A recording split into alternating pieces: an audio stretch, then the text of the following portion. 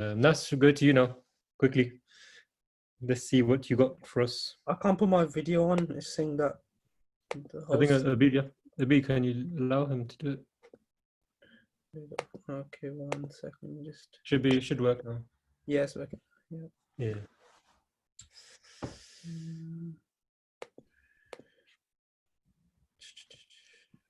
But Hamza did send his apologies today. Usually he does Hazm Simod's books, but he couldn't do it today because of his preparations for the Ijtima. Him as well, he took part in Kasoti. The Kasoti team as well, Nas, you can tell us more about that. It was quite difficult, wasn't it? It was very, very, very difficult. That was what was it about? Like, how far did you guys get though? How many questions did you ask, and like how close to it did you get? I can't remember. I'll tell you though, but I had a whole like formula. I made a flow chart and everything okay, if this is the answer, then what do I do next? What to do next? Yeah.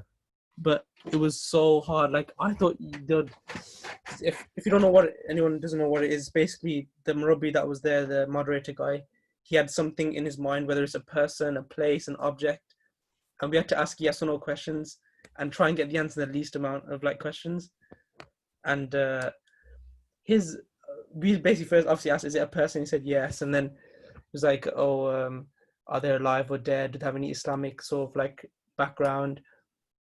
And then it got to a point where we realized that it was in the time of the Prophet Messiah. And then I said to Hamza, I was like, I want to confer with Hamza. I was like, I think it's the wife of the Prophet Messiah, but I'm not 100% sure. Then he just straight away was like, oh, is it the wife? And I said, no, stop. Because if we get the wrong answer, then that's it, we've lost. But then we carried on saying like, oh, was she female? Was it female? And said yes. Then it was like, are they blood related to the Prophet Messiah? And he said no. So we was like, oh my God, it's definitely like it has to be. Then we said that answer, and he said, no, sorry, you're wrong. And he said the answer was like the brother of the wife of the brother of the Prophet Messiah or something. Umar Bibi. Yeah. Yeah, her name's Umar. And we were just like, I don't have a clue what's going on. Did he give clues, or did he just say it after about the? No, he didn't give any clues. We just had to randomly guess. We were quite close. I was actually shocked how close we were. But yeah, I wish I'd stayed just to see other people. Like I did the team quiz with the Abir. Like questions compared to us, and I didn't get to see with that's the thing. You can get lucky. Either it's going to be something easy or something hard. Yeah. One that you guys tried. It's a good thing, fun thing to do. I think we should do it on Khudam night as well. I know. Literally, Salman was telling me as well. He goes, "You should incorporate it," and I was trying to figure out ways of how to do it because it was maybe but maybe we could look into it. Maybe next week. Yeah. Oops. Yeah. You think of something funky, then we'll try and work it out. Okay, then that's a good one. Yeah. Like that. We can all get involved in that as well. We can all ask you questions, and then whoever gets it at the end. Yeah, whoever gets it has to host it the week after. But then people are going to be like going crazy, like saying, "Oh, is this person, this person?" Like, how would we make it in turns? Because then the person who asks the question last would have like an advantage because everyone else has asked so many questions beforehand. Yeah. So yeah. You guys got really close though, mashallah. Really close. It was. I was shocked with how close we were, but it was crazy hard. Yeah.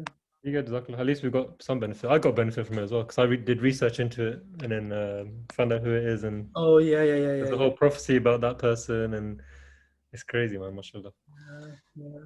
Just to increase your knowledge. Yeah. So let's learn about your amazing. And actually, God, don't say amazing. Yeah, but one thing as well, the quiz that I did with Abir, I learned something from there, which I'm gonna like kind of like mention in here as well about Dawi. You know Dawi? Yeah. Yeah, that was. I didn't have a clue about that. Gotcha. And but Abir gave it a good try. He was very close with his answer, but he just got a bit mixed up. But we got it wrong. They wanted a very specific answer. Yeah. Yeah. All right then. Let's begin. Let's go. With my beautiful logo. Yeah. Okay, so this is part 4 of the Messiah's signs: breaking the cross, killing the swine, and abolishing the Jizya tax. There's quite a lot of writing, but I'll try not to read all of it. So the hadith that relates this is narrated by Abu Huraira. Allah's Messenger ﷺ said, "Dawah will not be established until the son of Mary descends among you as a just ruler. He will break the cross, kill the pigs, and abolish the jizya tax.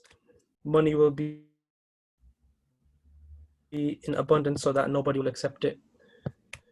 Now, the Quranic verse, this kind of supports what I'm saying. So, say, "Shall I inform you of those whose reward with Allah is worse than that? They are those whom Allah has cursed and on whom His wrath has fallen, and of whom He had made apes and swine, and who worship the evil one. These indeed are in the worst plight and farther astray from the right path." That was chapter 5, verse 61. Now, understanding killing of the swine. I was writing this out and I was just like thinking, oh my God, what am I writing? But I thought I have to make a point. So did Allah make it a prophet's mission to go around killing the swine day in, day out? And I researched this. I researched how many pigs there are worldwide. And it turns out 677.6 million pigs. So it'll take a very long time to locate and kill each and every one of them. But even if it was true that a prophet was to come, foretold by Allah and Prophet Muhammad ﷺ, whose job is to go around killing these dirty animals, what would it achieve? Like, in what way would it help us, like the Muslim ummah, in worshipping Allah? Like, it doesn't make any sense. Yeah. It won't benefit us in any way. And if anything, we should help. Like, if that was the actual mission of the Messiah, we can do that ourselves. So why don't we start? But instead, it's the Christians who are the ones who are doing it. That's the funny thing. They're the ones who are killing the pigs.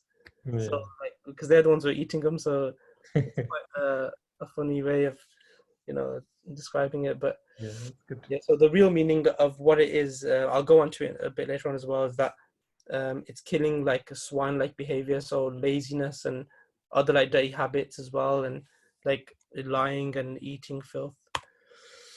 So here, this is with the Quran as well. Allah here is not referring to the real pigs in the Quran. Rather, the lichen of evilness of the people of pigs and apes. The prophecy of killing the swine is also in the same manner. So that basically the reason the Holy Prophet said that the Messiah would kill the swine is because the Messiah would have the duty of dealing with people who would be like swines in their characteristics.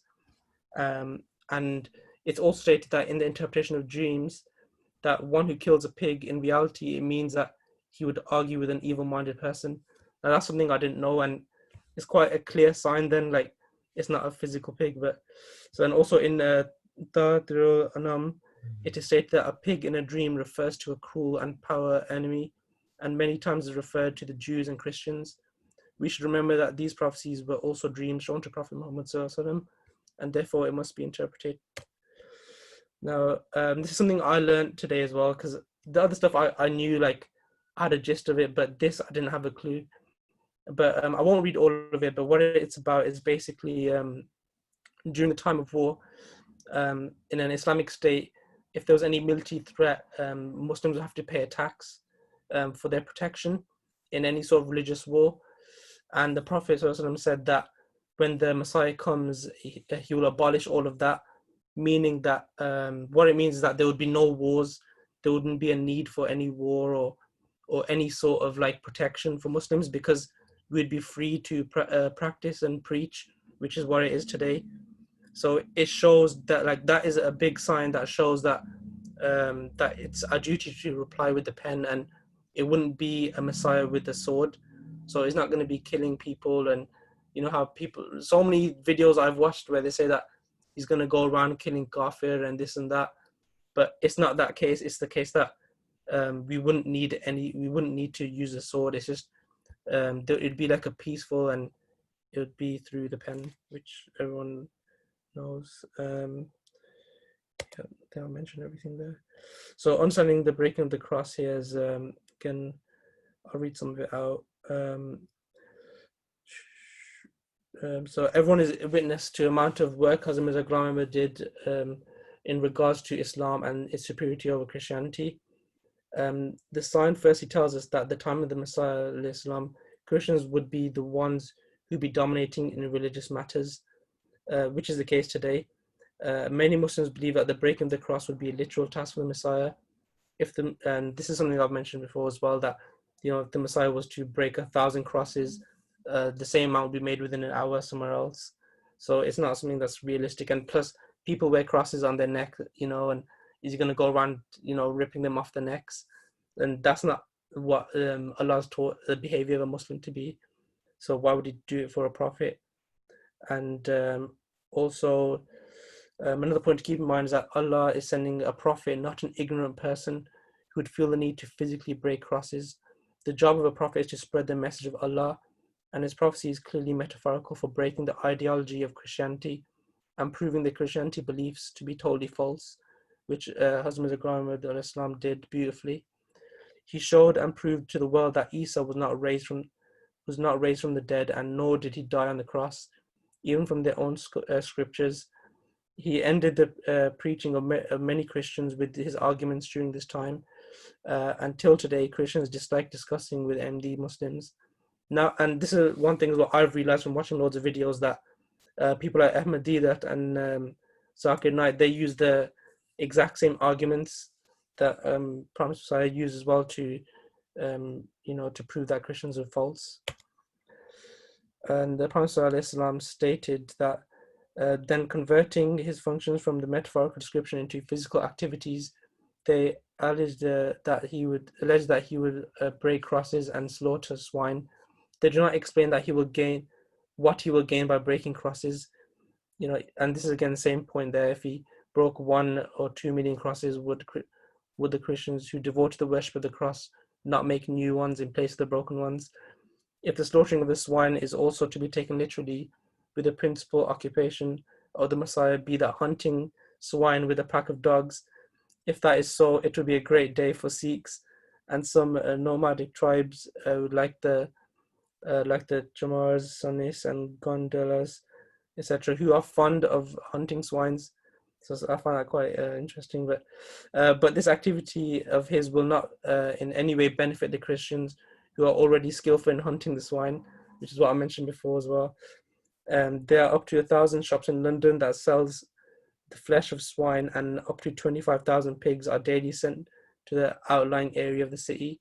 The question is it worthy of a prophet who has appeared for the reform of mankind to waste his time hunting pigs, a disgusting animal, while even touching the pig is a grave sin according to the Torah? A question also arises that while hunting is a hobby of the idol, if the Messiah is still to be fond of hunting, is there any dearth of such good animals as deer, caribou, rabbits, etc., that he should soil his hands with the blood of such a foul animal? And he also stated here, obviously, what could be a greater miracle than this? My principal function is the breaking of the cross. By Dawi's death, a great part of the cross has been broken for the world. He was the foremost champion of the cross. He claimed to be a prophet and had announced that through his prayer, all Muslims would be destroyed. Islam would disappear and the Kaaba will be deserted. Now, God has destroyed him at my hand. I can declare it on oath that he was indeed the swine concerning whom the Holy Prophet ﷺ, on whom be peace and blessings upon him, said that he would be slain by the Prophet Messiah. And Jazakallah. I got one question, Marisa. Do you know, obviously I've discussed about Dawi, but I don't know in depth about who he was. I think he said that he was Elijah. This is something that we got wrong in the quiz that we did. But do you know anything else? Because I haven't read who he was exactly or anything.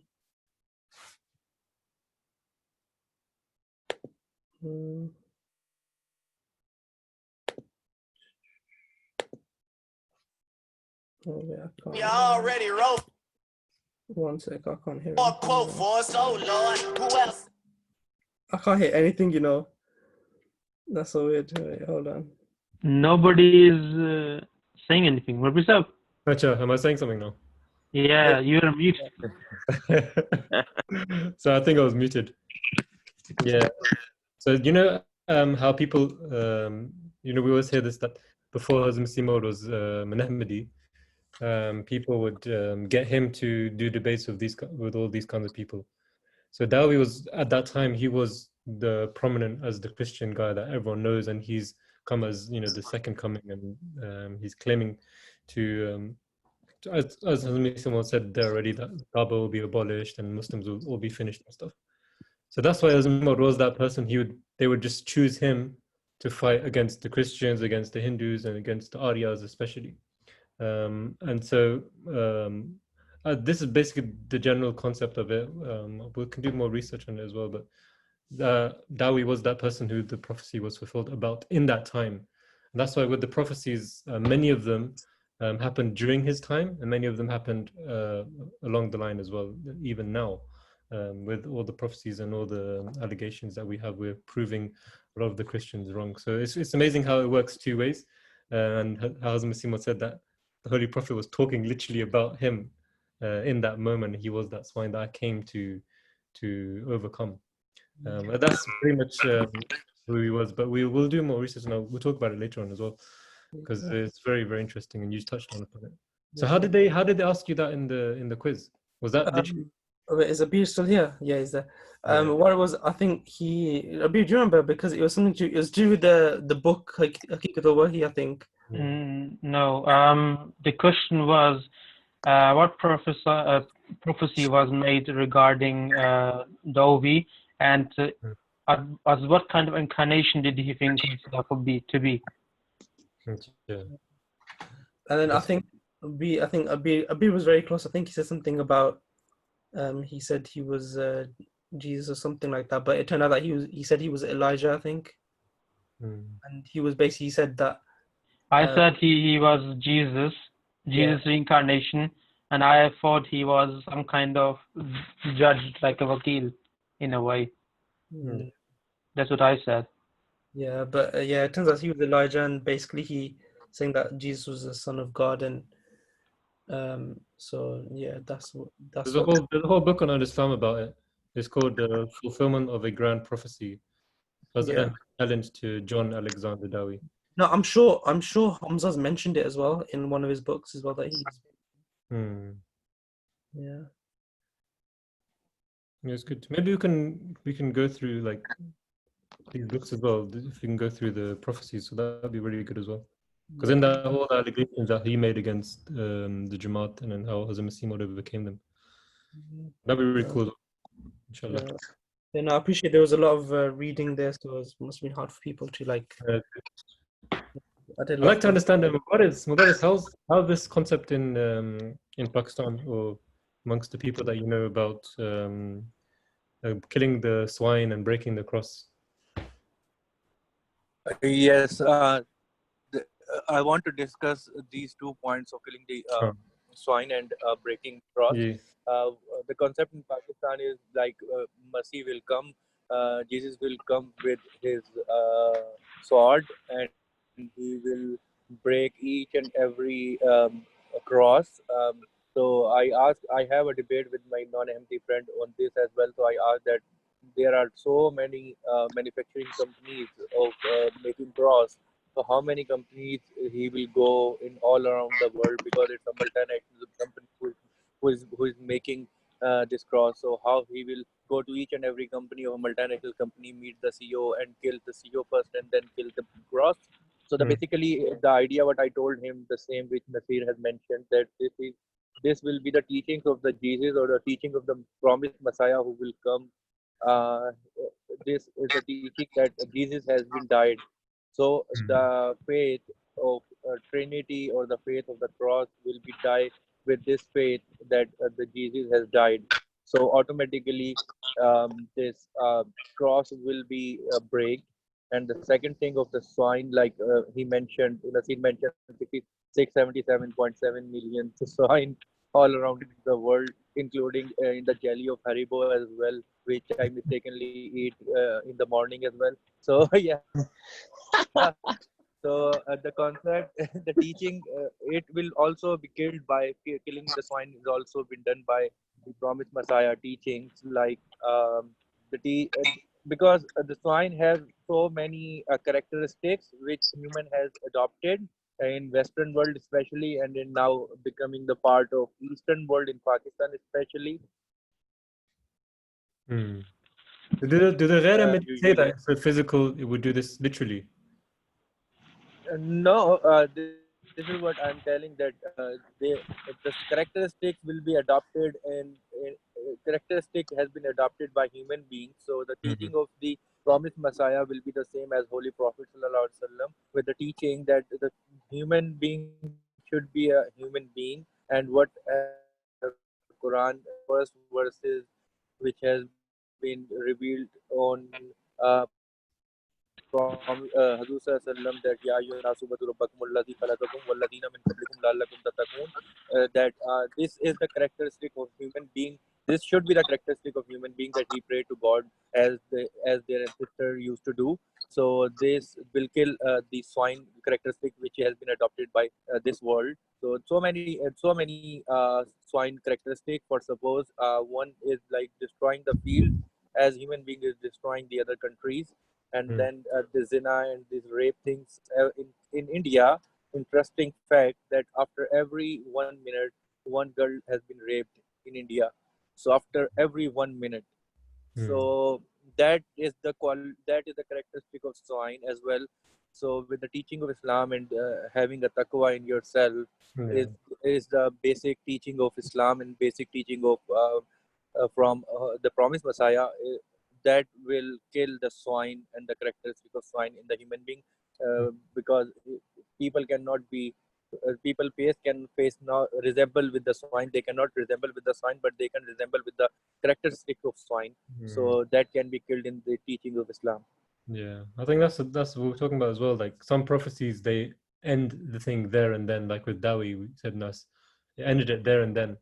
But there are many things that Hazrat Masih Maud, it has like all the things haven't stopped. Like Mubarak just said, there's raping still going on. There's people still with those bad characteristics. So it doesn't mean that the prophecy will end it full stop. It's done. It's the thing that you're bringing will end it. It has the possibility of ending it. And once those people come into the fold of Ahmadiyyat, inshallah, then all of those characteristics will go away. And so that's what the prophecy entails. It's a two-way entailment. Inshallah, that's what we hope to bring with Ahmadiyyat. Yeah, especially with the jizya tax thing. Like usually people just focus on the breaking of the cross and they kind of put that to the side. But I didn't realize. I just read about it today now, and I was like, "Whoa, this is actually quite a big thing." About it. It proves that I mentioned there as well, that it proves that it's not going to be a bloody Messiah who's going to go around killing. Because the whole reason for the tax was that in like a war, and saying that basically you won't need it anymore, showing that there won't be any war, there won't be any need for any protection, because we'll be free to preach and do that. So it just shows that it's not the way that these believe. It's literally the exact opposite. Yeah, it's crazy because I had my driving instructor. He was a Jehovah's Witness. So like, every time I have a lesson with him, he would just go on about his teachings, and he would talk about his own thing. And every time I tried tell him about Ahmadiyyat, he wouldn't want to listen. Like they're so stubborn in their own ways. They don't want to listen to anything.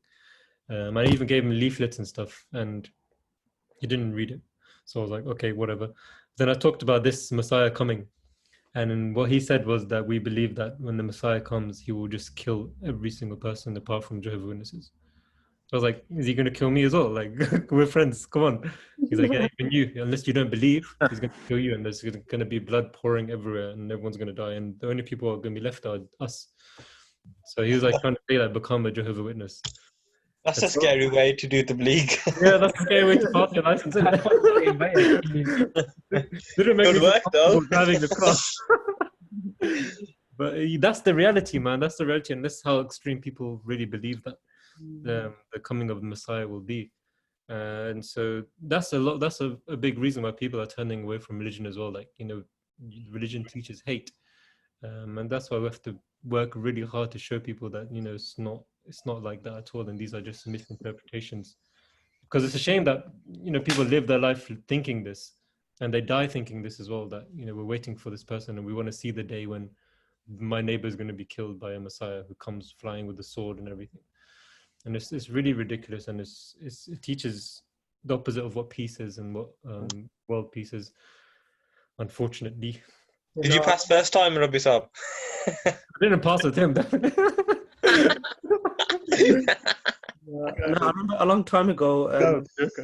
We used to have these classes with the Toby sub, and this was in Wolverhampton Mosque as well. Like, it was really fun the way he used to explain stuff, and you can imagine he's really funny as well. Like, he literally made us watch a video of this mullah talking about how Jesus is gonna come down, he's gonna be flying, and he's gonna have like a laser vision and stuff like that. And he was literally like describing like a video game. And the funny thing is, in that video, they were showing Assassin's Creed like background stuff in wars and stuff like that. And that's what their propaganda. That's how they do it. Yeah, I think we were talking about this as well. And that's the last time. I don't know if we mentioned it in Khudam night, but like if he does come, like imagine how much anxiety it will cause because people are waiting, and it's almost like in FIFA when you're trying to reveal a card, and then you get the person that you want, right? So with these people, they're waiting for the Messiah to come, and they're going to see, okay, which religion does he belong to? Okay, if he is a Muslim, which sect will he belong to? And imagine all those people, how disappointed they'll be if he wasn't for them. And then, like they say, he's gonna descend in Syria, and he's gonna descend down the white minaret. So when he does come down these magical, ladder that they've made for him, and the slippers that they've left for him at the end of the ladder, the Shias are gonna get angry because the government is run by a Shia government. So they're going to say, okay, you're not Shia? Okay, go to jail. So that's already the Messiah's coming. He's in jail now. There was a discussion, Rabbi Saab. They said, what if I remember in school, someone said, what if the real Messiah is here and he's locked up in a mental jail, claiming it was, because there's loads of people claiming they're Jesus. Yeah, exactly. In mental asylums. Exactly. And the way Allah will bring someone is with honor. And in this day and age, like, it was done very quietly, and it was done over time, just like with Holy Prophet ﷺ, it was done over periods of time, and it happened slowly. And when he was the Holy Prophet, he did the tabligh slowly, firstly to his family, and then to his loved ones and close ones, and then slowly it happened. Yeah. But with this, they have this big imagination that's going to happen, like a big news flash. The Messiah has come. It's going to be a big uproar. Which is just going to go against world peace totally.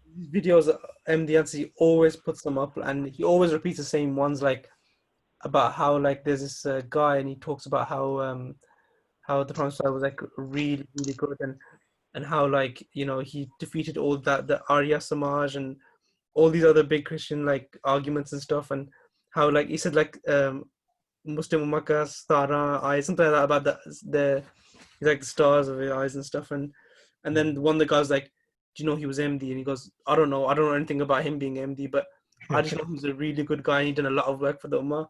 And they just basically disregard everything as soon as like he claimed prophethood and stuff. And the best one was that Molvi on TV. Mubarak would know which Nazm it is, but he was singing the Nazm of Hazrat Masih Maud, and he was like, this is such a good Nazm, it's about the Holy Prophet ﷺ. And he's really enjoying it. And right at the end he goes, it's a shame that he's a kafir and he's a Qadiani.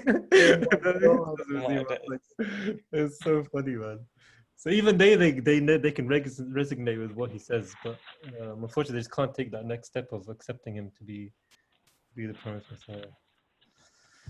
It's a shame. But yeah, this is a really interesting conversation. I know Review of Religions wrote a really good article as well on the Netflix documentary. It was a documentary, The Messiah. Oh yeah, the Messiah. Yeah, and that came at a time when everything was being questioned as well. And they again that shows exactly what Muslims think a Messiah will be. He'll have all these magical powers. You'll be able to travel from place to place very quickly, and won't be able to be invincible almost. I think he crashed from a plane and he just got up and he was like healing people who died, and they'll bring them back to life and those kind of things. They're literally making him into God really by saying that, and then the Christian stuff that is. Yeah, unfortunately. Wearing an Adidas tracksuit, wasn't he? Yeah, it was Adidas. Yeah, I'm sure it was. Yeah, it was. Did anyone get the time to watch the APPG report? World Parliamentary Party Group. That's on the Ahmadi Muslim Association on the Ahmadi persecution in Pakistan. Or the parliamentarians have gone send envoys to Pakistan to speak to people and find out their views on persecution and Madiyat. I watched a bit of it with Dad, but I don't know anything more about it. It's a 2 hours video. What did they say in that? Today. Sorry? How was it? What did they say? Like, what's the khulasa? The khulasa, I would say, it's quite long, but it's about the findings. All parliamentary has said what the envoys have found out. Some of them are the regular things that spoke about the 2 mosques which were attacked. What you call it, the 1984 law which was signed under humanitarian treaty between all the nations. How is that not being upheld by Pakistan? Minority rights, and even the governor of Punjab, how he was killed. Salman Taseer, his son was also one of the speakers. How the father was killed by bodyguards. So a lot of things were discussed in it. And also Lord Ahmed did the second last speech, and Rafiq Hayat Sahab as well made the final speech. That's good. MashaAllah. We should give that a watch as well. Hello, good boys. That's a really good conversation. Nas, Jazakallah, Nas. I think that was really good. I think a lot of people have a lot to say about this as well, because it's such an illogical thing that people have misinterpreted so much, and the idea of a Messiah coming is so twisted. Just another thing for us to talk about and try to discuss and get to the bottom of it. Even though we know, there's always new points. I really love the point that you made about it's the Christians who are actually killing the swines mostly, and Muslims aren't even doing that. Yeah, that's a really good point. Even though there's also scientific reason as well that pigs' digestive systems only take 4 hours to digest food, and all the toxins and poisons are still remaining inside it. So if you eat the ham or bacon, whatever, it still contains that toxic in it. So if you eat it, you get poisoned as well. So whereas cows and other animals who eat vegetation, their digestive system takes 24 hours to digest everything and flushes out all the poison and toxins for the food. So if you eat cow meat or goat meat, you are eating good quality meat, basically. Fair point. Very good. Jazakallah for that. Awesome, guys. Jazakallah, man. Really good conversation.